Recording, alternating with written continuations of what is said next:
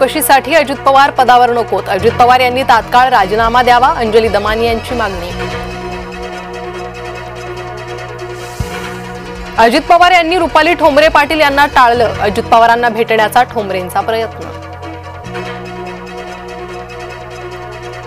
पुणे महार वतन कथित जमीन घोटाळा प्रकरण अटकपूर्व जामिनासाठी शीतल तेजवानीची हायकोर्टात धाव.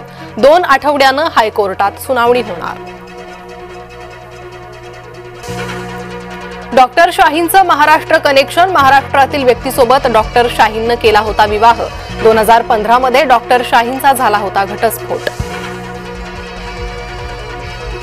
चिन्ह आणि पक्षाबाबत सर्वोच्च न्यायालयात सुनावणी अपेक्षित. सर्वोच्च न्यायालयात सकाळच्या सत्रात सुनावणी अपेक्षित.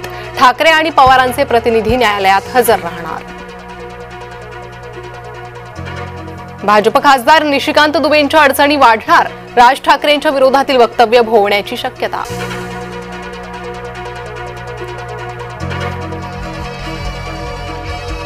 दिल्ली स्फोटासंदर्भात महत्त्वाची माहिती समोर. देशातील प्रमुख शहरांमध्ये साखळी स्फोट घडवण्याचा होता कट. पंतप्रधानांनी बोलावली उच्चस्तरीय बैठक. दिल्ली बॉम्बस्फोटाच्या सखोल चौकशीसाठी दिल्लीत बैठक. अभिनेता धर्मेंद्र यांची रुग्णालयातून घरी पाठवणी. पुढील उपचारासाठी अभिनेता धर्मेंद्र घरीच असणार. अभिनेता गोविंदा रुग्णालयात दाखल. बेशुद्ध झाल्यानं रुग्णालयात भरती. जुहूच्या क्रिटिकेअर रुग्णालयात उपचार सुरू. पंतप्रधान नरेंद्र मोदी यांच्या भूतान दौऱ्याचा दुसरा दिवस. भूतानच्या राजाशी पंतप्रधान मोदी यांची दीर्घकाळ चर्चा. चीनी आक्रमण रोखण्यासाठी भारत भूतान संबंध महत्त्वाचे. शिक्षकाकडून गुरु शिष्याच्या नात्याला काळीमा. अकोल्यात अल्पवयीन मुलीवर शिक्षकाचा अत्याचार. शिक्षकाला ग्रामस्थांनी मारहाण केल्याचा व्हिडिओ व्हायरल.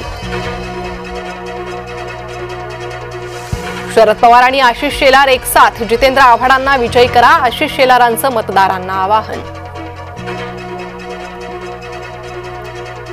मुंबई क्रिकेट असोसिएशनची आज निवडणूक. कार्यकारी समितीमधील विविध पदांसाठी मतदान. निवडणुकीत शरद पवार आणि आशिष शेलार एकत्र. मुंब्रा रेल्वे अपघात प्रकरणी आज सुनावणी. आरोपींच्या अटकपूर्व जामिनावर सुनावणी.